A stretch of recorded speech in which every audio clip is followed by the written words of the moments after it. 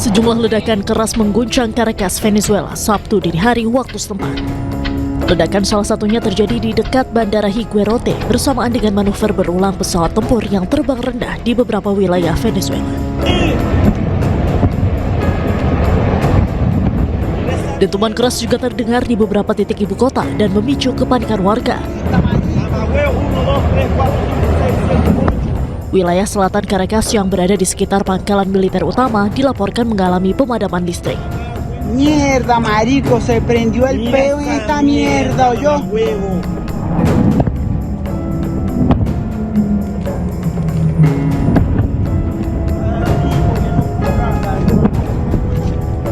Merespon situasi tersebut, Presiden Nicolás Maduro menetapkan status darurat nasional dan memerintahkan aktivasi rencana pertahanan dan mobilisasi nasional. Langkah ini diambil untuk melindungi seluruh wilayah kedaulatan negara. Pemerintah Venezuela pun menuding Amerika Serikat sebagai pihak yang bertanggung jawab atas serangan tersebut, dengan sasaran kawasan permukiman warga, fasilitas sipil, dan pangkalan militer termasuk wilayah pusat Caracas. Sebelumnya, ketegangan antara Venezuela dan Amerika Serikat meningkat setelah Presiden Amerika Serikat Donald Trump dalam beberapa bulan terakhir menyampaikan ancaman kemungkinan serangan terhadap target di wilayah Venezuela.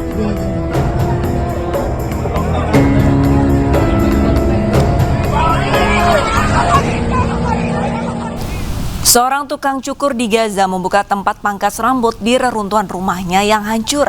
Ia kembali melanjutkan profesinya sebagai upaya bangkit dari keterpurukan di tengah konflik Gaza.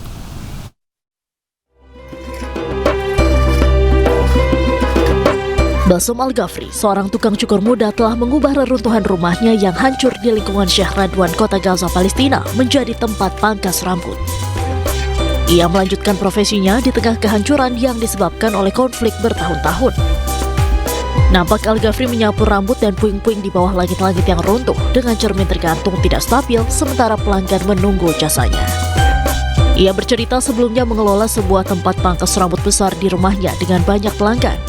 Namun rumah tersebut hancur akibat serangan Israel di Sheikh Radwan. Al-Ghafri pun menekankan bahwa pembukaan kembali salon tersebut sebagai upaya bangkit dari keterpurukan. هذا الصالون أنشأته استمرار للتحدي والألم اللي احنا عايشينه وأنا قررت بدل ما أسكن فوق الركام قررت أشتغل فوق الركام.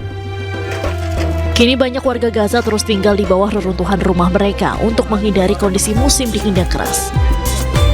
Mereka tetap bertahan di bawah reruntuhan rumah meskipun telah berulang kali diperingatkan untuk mencari tempat berlindung yang lebih aman.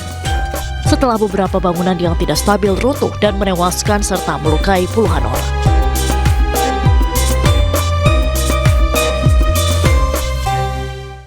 Badai musim dingin memperparah krisis kemanusiaan di Gaza dengan anak-anak menjadi kelompok paling rentan terdampak. Tanpa pakaian hangat dan perlindungan memadai, ribuan anak terpaksa bertahan di tenda yang tak mampu menahan dingin dan hujan.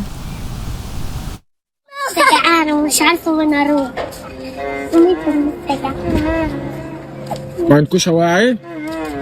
ليش؟ أنا بتاعي وين أواعيكم؟ احنا واعينا ميته واعينا ميته. Tanpa pakaian hangat dan alas kaki, anak-anak Gaza terlihat menggigil di dalam tenda-tenda usang yang tidak mampu melindungi mereka dari badai musim dingin. Salah seorang anak perempuan menceritakan kisahnya, bahwa seluruh pakaiannya basah dan dingin karena hujan. Bahkan tak sedikit tenda yang mereka tempati kebanjiran di tengah badai musim dingin yang melanda Gaza, Palestina. Ia pun mengharapkan bantuan berupa pakaian, selimut, dan juga sepatu untuk musim dingin.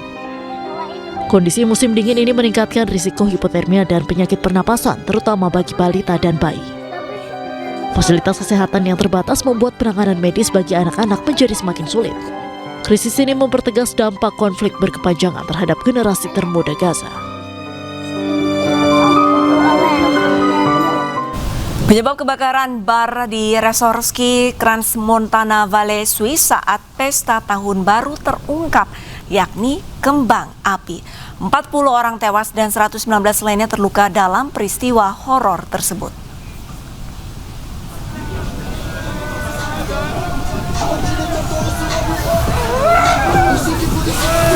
Inilah detik-detik saat sejumlah orang merayakan malam pergantian tahun di sebuah bar di resort ski Crans Montana Valley, Swiss. Akibat pengunjung yang menyalakan kembang api di botol champagne, langit-langit bar yang dilapisi busa terbakar. Bahan yang mudah terbakar membuat api cepat merambat ke seluruh bagian bar. Penyelidik telah memeriksa 2 manajer bar serta korban selamat dari peristiwa mengerikan tersebut.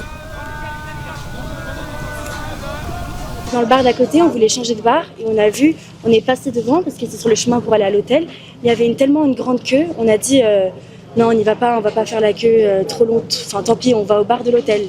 Mais on a eu une chance énorme, vraiment, énormément de chance. Ouais. 1 orang tewas dan 19 lainnya terluka setelah Rusia melancarkan serangan roket ke kota Kharkiv, Ukraina.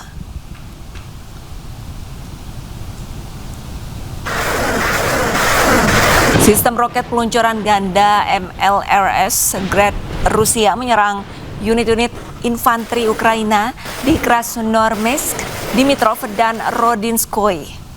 Pasukan Rusia juga melancarkan serangan ke perumahan warga di kota Kharkiv, Ukraina. Serangan roket ini menewaskan sedikitnya seorang anak dan melukai 19 orang lainnya. Presiden Ukraina Volodymyr Zelensky memperlakukan darurat militer di seluruh negeri dan mengumumkan mobilisasi umum. Sementara Uni Eropa dan Amerika Serikat memperlakukan beberapa putaran sanksi terhadap Moskow. Moskow melancarkan serangan militer di Ukraina pada akhir Februari 2022 setelah pemerintah Ukraina merapat ke barat dan ingin bergabung dengan NATO.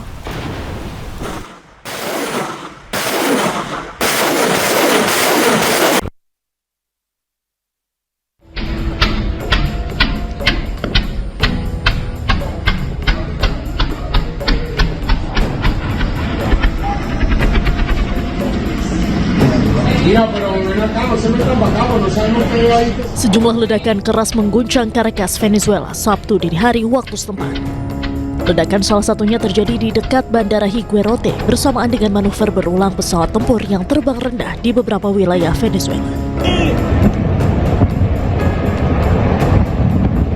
Dentuman keras juga terdengar di beberapa titik ibu kota dan memicu kepanikan warga. Wilayah selatan Caracas yang berada di sekitar pangkalan militer utama dilaporkan mengalami pemadaman listrik. Mierda, marico, se prendió el peo en esta mierda, yo.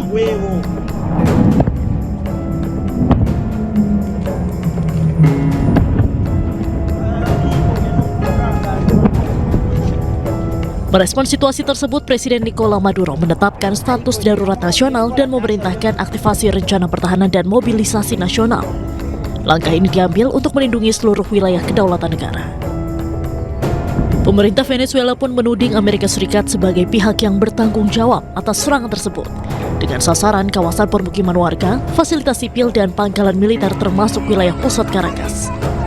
Sebelumnya, ketegangan antara Venezuela dan Amerika Serikat meningkat setelah Presiden Amerika Serikat Donald Trump dalam beberapa bulan terakhir menyampaikan ancaman kemungkinan serangan terhadap target di wilayah Venezuela.